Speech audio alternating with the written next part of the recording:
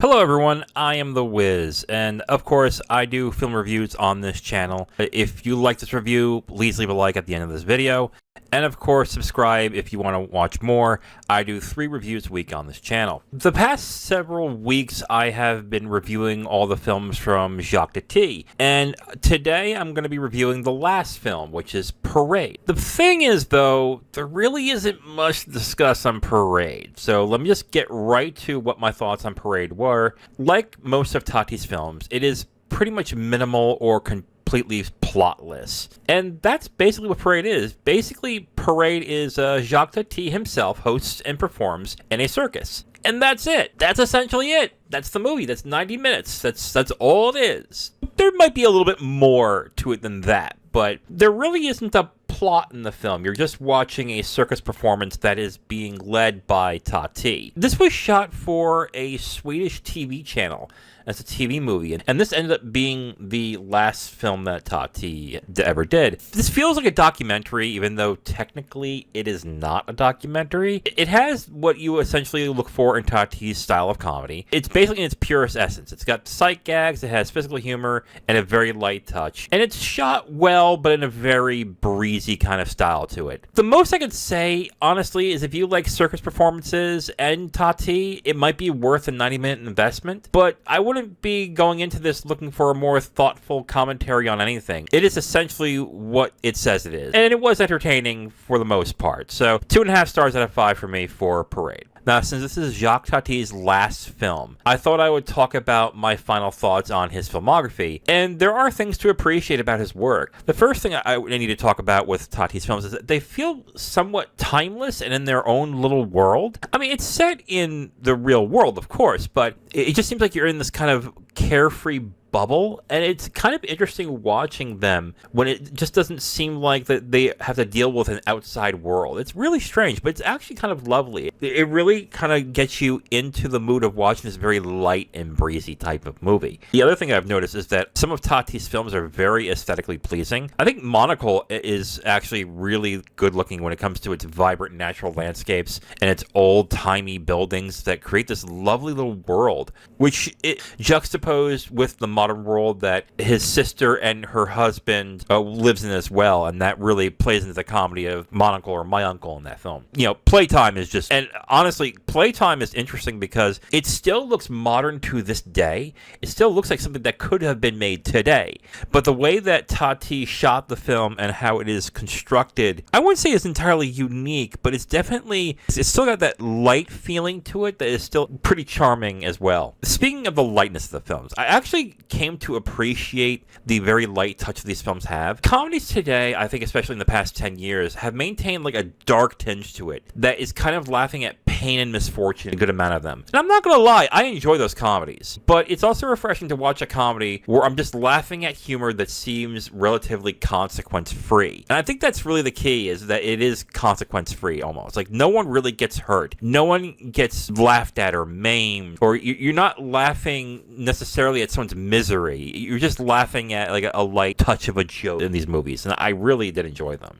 And consequence-free is also kind of weird because the humor is actually pretty physical in these movies. Now, I don't mean physical by inflicting pain. Well, okay, some of it is not inflicting pain. There are some pratfalls and stuff like that. But really the timing of how everything is performed in these stunts. I really was shocked by a lot of these stunts and how Tati and others in those films actually performed them so well. It kind of reminded me of Jackie Chan a little bit, without the martial arts, of course. And finally, if there's one thing that really surprised me about these films, it was the music. This is another way of it capturing the lightness of these films. Some of these instrumentals are really good. They're really peppy and catchy, and at times they're beautiful. And I think my favorite piece of music in the film is at the ending of Playtime. It just had this really peppy and light and very go-get-'em style that I really enjoyed at the end.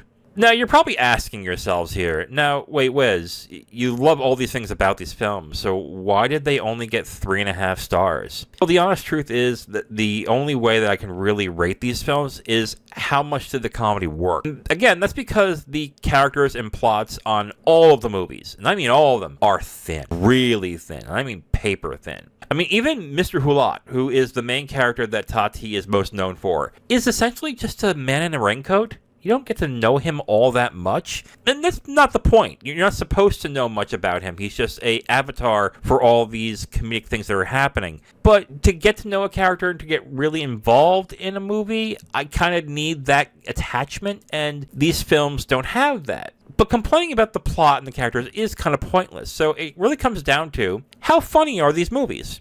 They're not gut-bustingly funny. They're not ones where I'm going to be like remembering, like, oh my god, how hilarious. They're humorous. They're funny in a light and breezy and frothy way, but it's just not that type of humor where I'm going to be quoting anything. Well, you can't quote anything because they don't really talk all that much. I'll put it this way. I would definitely watch these movies again. I just want to turn my head off. I just want to check out and watch some goofiness. That's kind of how I would look at it. Kind of like a live-action Looney Tunes.